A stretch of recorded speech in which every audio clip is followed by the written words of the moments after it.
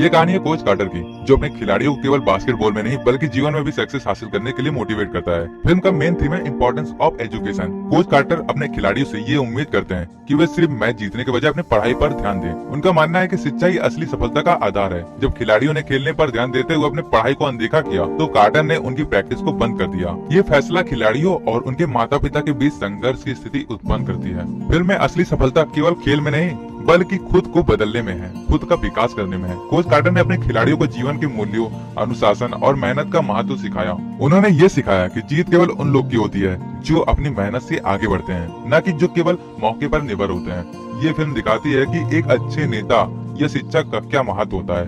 Coach quarter ने अपने खिलाड़ियों को एक मजबूत व्यक्तित्व विकसित करने के लिए प्रेरित किया है, जो उन्हें जीवन में आगे बढ़ने में मदद करेगा। कुल मिलाकर कोच कार्टर एक ऐसी मूवी है जो मोटिवेट करती है, शिक्षा के प्रति जागरूक करती है और हमें जीवन के गहरे सिद्धांतों से रूबरू कराती है।